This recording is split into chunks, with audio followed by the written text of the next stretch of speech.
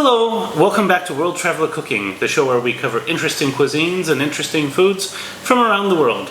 Today we're going to do the best rendition I can here in Indonesia of lasagna bolognese.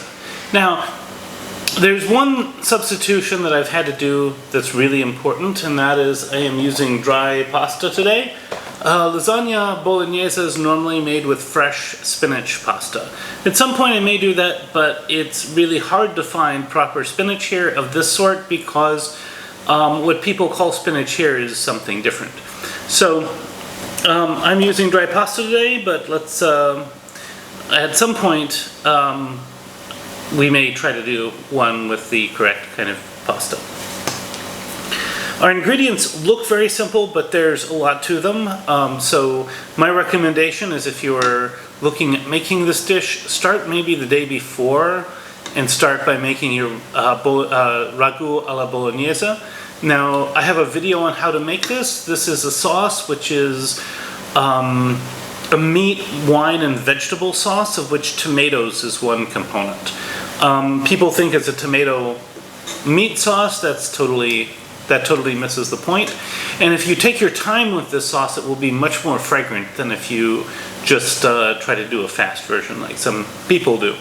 The other sauce here that we will use is a bescamiella sauce. Bescamiella is basically the Italian name for the French bechamel sauce. Bolognese ragu uses bescamiella. Now, I may not use all of these sauces, but I've made them all up. These two will reheat relatively well. So, this one's 100 grams of butter and flour, a liter of milk, salt, pepper, nutmeg to taste. I'll link to my Mornay sauce video. Mornay sauce is sort of an augmented bescamiella or bechamel, and you can use that as a guide. So, next up we will start cooking our pasta. At the same time, I'm going to grate all of my cheese. This is 150 grams. It may not be enough, but we'll see. This should be really good. Let's get started. So, while we are waiting for our pasta to cook, we are going to take our butter and coat the bottom and sides of our pan. We want to get a nice coating of butter there. And this will take me a few moments. Then I will be back. And then we will hopefully have the pasta done and we can start layering. So after the butter, we're going to put a layer of the ragu.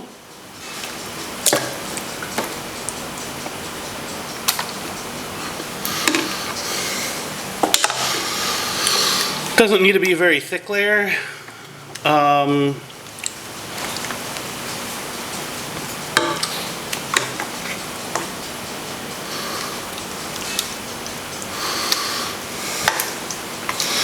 And then we will put a layer of the bechamel, and then we will put a layer of the pasta. I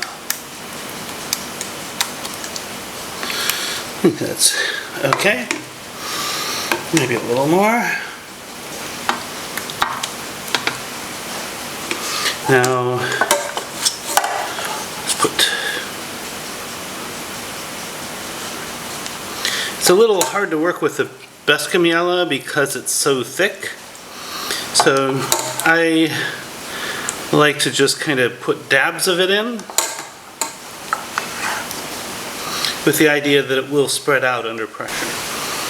Then let's layer our pasta sheets on top of the sauces, and when this is done I will be back.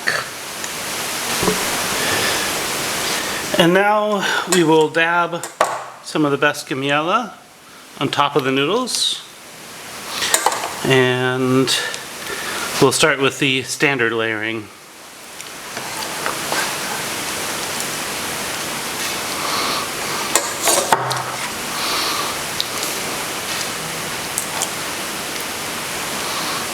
So your standard layering is bescamiella,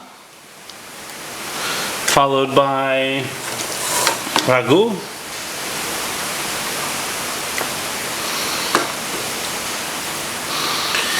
followed by parmesan, and then more pasta.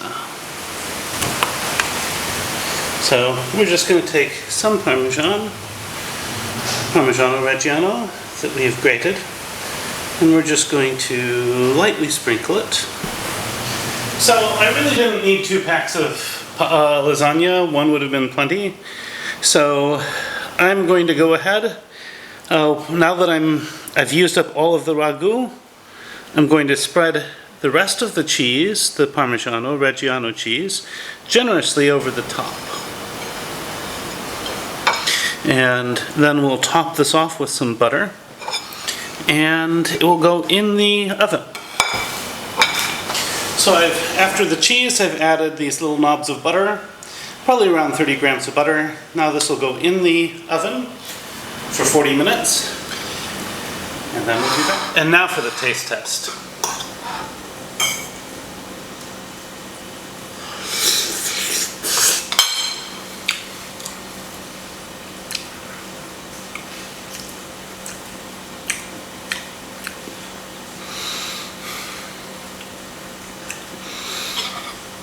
This is just absolutely delicious. Very rich.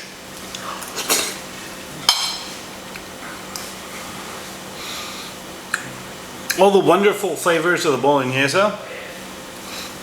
All of, yeah. You get the cheese from the Parmesan, you get all of this. It's,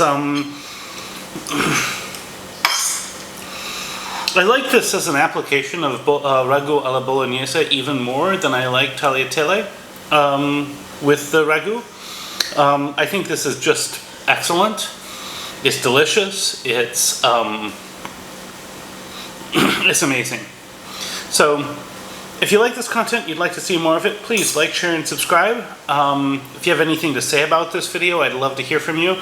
Again, at some point I might do this with fresh spinach pasta sheets, but that would require that I can find some spinach. So, at any rate, recipes in the description, along with links to the recipes for the various components. Bon appetit. See you next week.